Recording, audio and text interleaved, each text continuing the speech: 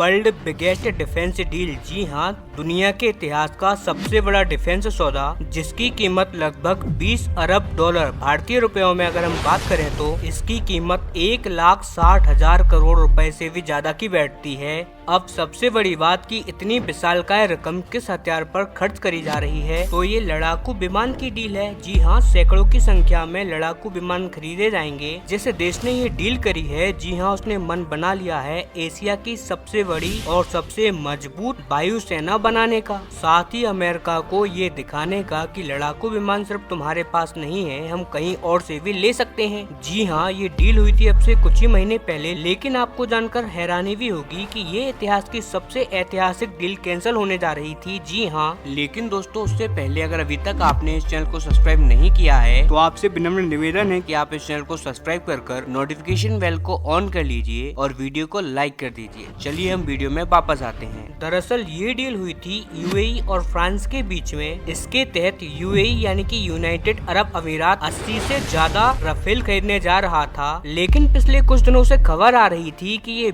20 billion dollar की deal UAE अब cancel करने जा रहा है। और इसका कारण बताया जा रहा था टेलीग्राम के सीईओ की गिरफ्तारी। जैसा कि आप सभी लोग जानते हैं कि टेलीग्राम एक मैसेजिंग ऐप है एंड आई एम श्योर आपने भी इसका इस्तेमाल बहुत किया होगा और आप जानते ही होंगे कि इसी के सीईओ को हाल ही में गिरफ्तार कर लिया गया है फ्रांस के अंदर। और ये सब देखकर यूनाइटेड स्टेट अमीरात गुस्से से पागल हो गया, क्योंकि ये व्यक्ति सिटीजन है यूएई का। जी हाँ, इस व्यक्ति ने यूएई की नागरिकता लेके रखी हुई है और इसी बात से यूएई की जो शेख है, जो वहाँ की सरकार है, वो बहुत ज्यादा गुस्सा है और फ्रांस के ऊपर दबाव बनाया जा रहा था कि आप तुरंत के तुरंत हमारे सीईओ को छोड़ो। और इसका असर भी देखने को हमको मिला, क्योंकि जैसे ही यूएई से ये खबर निकलना शुरू हो गई कि अगर टेलीग्राम के सीईओ को नहीं छोड़ा गया तो यूएई की सरकार 80 राफेल लड़ाकू विमानों की डील कैंसिल कर सकती है। और बस फिर क्या होना था, उसी के कुछ ही घंटों बाद फ्रांस की सरकार ने टेलीग्राम के सीईओ को छोड़ दिया। अब सबसे बड़ी बात कि जैसे ही टेलीग्राम के सीईओ को छोड़ा गया, दोनों ही देशों के द्वारा एक बयान आता है कि हम कोई भी डील कैंसिल नहीं करने वाले, ये तो एक फेक खबर थी। लेकिन जो अंदर के लोग हैं उनका बताना है कि यूएई की सरकार ने अंदर गुप्त रूप से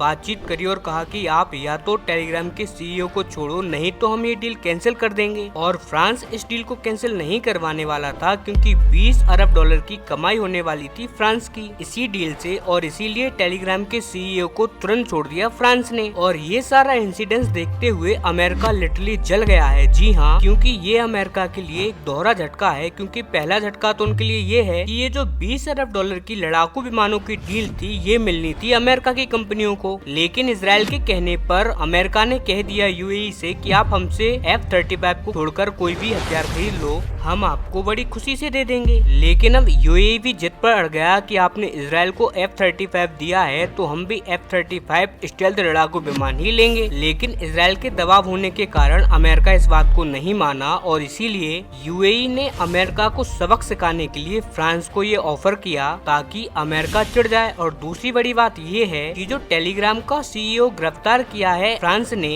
ये किसी और के नहीं बल्कि अमेरिका के ही कहने पर किया गया था, क्योंकि टेलीग्राम अमेरिका की जो एजेंसियां है ना, चाहे फिर वो FBI हो या CIA हो, इनको अपना डाटा शेयर नहीं करता था और इनकी बात भी नहीं मानता था। और यही कारण है कि टेलीग्राम के सीईओ को गिरफ्तार करने को कहा गया जब वो फ्रांस गए थे, और फ्रांस ने भी एज इट इज किया, अमेरिका के कहने पर गिरफ्तार किया। लेकिन जब यूएई ने उन पर दबाव बनाया तो उनको छोड़ना भी पड़ा। और इसीलिए ये अमेरिका के लिए एक दोहरा झटका है, क्योंकि उन्होंने एक ही डील से 2 झटके खा लिए हैं यूएई के द्वारा।